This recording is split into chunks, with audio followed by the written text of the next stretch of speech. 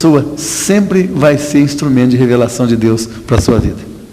Então você sempre chega nas pessoas com respeito, porque essa pessoa que está conversando com ela, não importa de onde ela veio, pode ser lá de, como é que é o nome mesmo?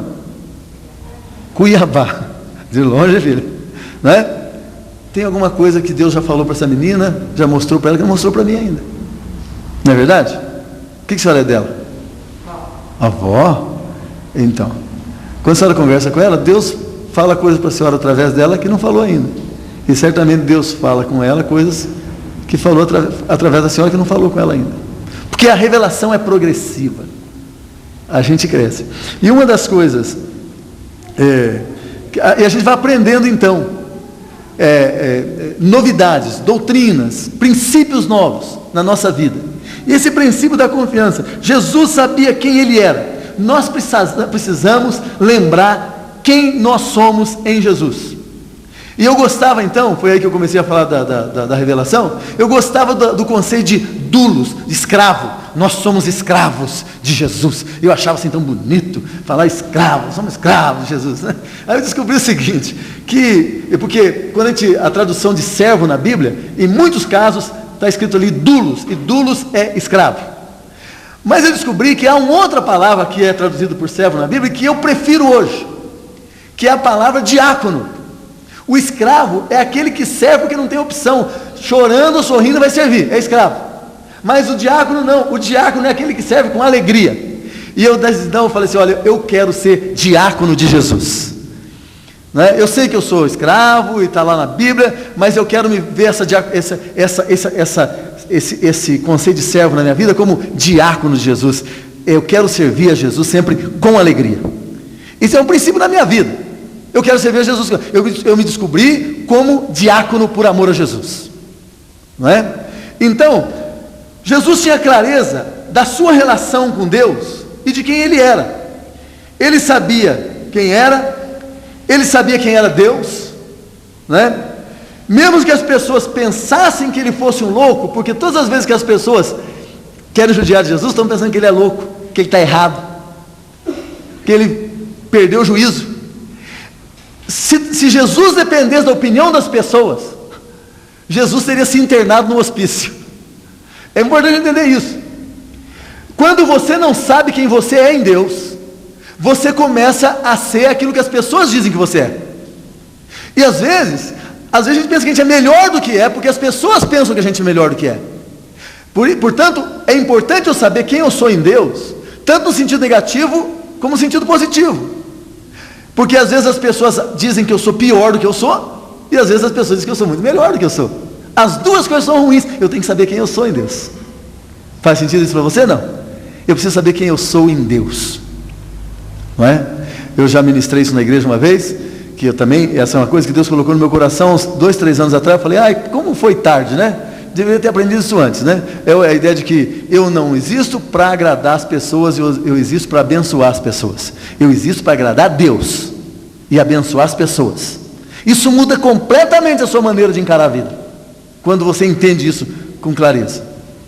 Muito bem, então Jesus sabe quem Ele é, e isso que dá a Ele esse senso de tranquilidade. Eu sei quem eu sou. Quem sabe quem é, tem mais tranquilidade, não é verdade?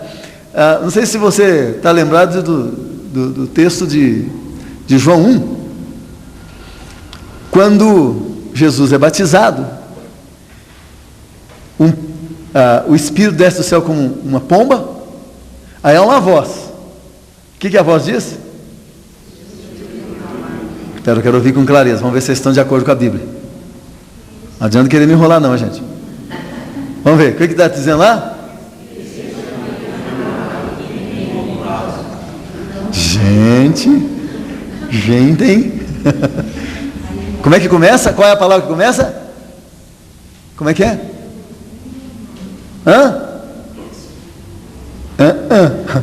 João 1, 11. Lê aí, é 11? Não, é um pouquinho antes, né? Achou logo depois do batismo.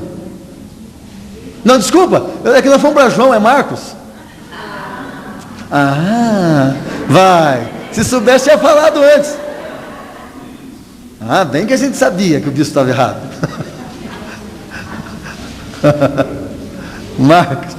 Marcos 1:11. Como é que é? Tu és. Ei, isso é importantíssimo. Se você fala que este Deus está falando para outras pessoas. Nesse caso, Deus não está falando com outras pessoas. E acho muito importante, vou até compartilhar com vocês aqui. Eu gosto desses detalhes bíblicos, né? Marcos, está com a Bíblia aberta em Marcos aí agora? Vou dar uma aula de Marcos para você em 2 minutos. Marcos tem 16 capítulos.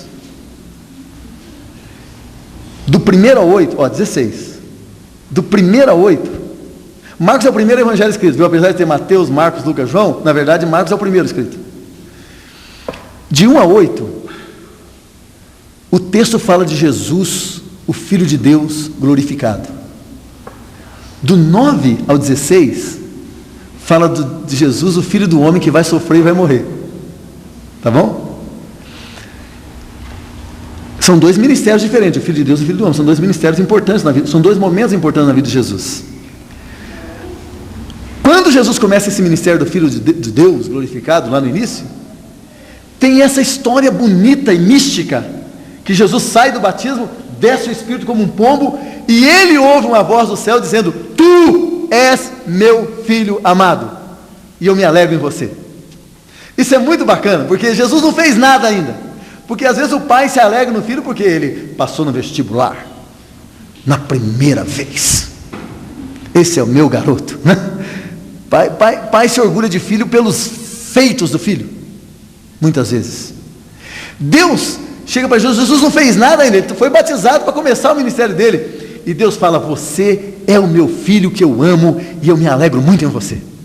Ele não fez nada ainda, esse sujeito sabe quem ele é agora. Deus falou que eu sou filho dele, ele me ama, e ele se orgulha de mim. Olha que gostoso esse sujeito andar pela vida agora, com essa clareza de quem ele é em Deus. Ele está pronto para fazer milagres.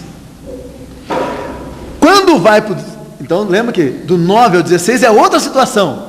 No 9 há uma outra situação muito parecida. Para você ver que coisa engraçada agora. Quando você começa a ver Marcos dessa forma, fica muito mais fácil. No 9, Jesus vai começar o ministério do Filho do homem sofredor, o servo sofredor que vai morrer. Tem uma outra situação.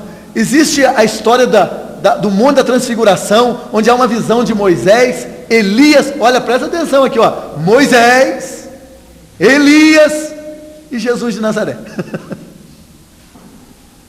Que o povo criticava e chamava de louco. Moisés, símbolo da lei. Elias, símbolo dos profetas. Jesus Cristo de Nazaré, filho de José e Maria. Aí já não é, acho que é o versículo 7, é isso? Ouviu-se uma voz do céu? 7. Aí já não é Jesus que ouvem. Pedro, Tiago e João estão lá. Eles estão tendo uma visão de Moisés, Elias, que já estão mortos, uma visão, e Jesus está ali. E Deus diz o seguinte: Este é o meu filho amado, a ele ouvi. É totalmente diferente. É como se Deus estivesse falando, é excludente este aí. Tem Moisés, Elias e Jesus. É como se Deus fizesse assim, ó: Este é o meu filho amado. Não é Moisés que é o meu filho amado, não é Elias que é meu filho amado, é Jesus que é meu filho amado. Ouçam o que ele disser. Em outras palavras, Jesus está dizendo assim: o que ele falar, eu assino embaixo. Mas Jesus só podia ter essa tranquilidade, né? Um sujeito que ouve essas coisas de Deus, né? Depois de passar pelo ministério dele, Deus fala assim: ó, eu assino embaixo do que você falar. É muito bom isso. E Jesus então tem essa tranquilidade, porque ele sabe quem ele é. Mas você e eu também podemos ter essa tranquilidade, porque a Bíblia é rica em dizer para nós quem nós somos em Deus.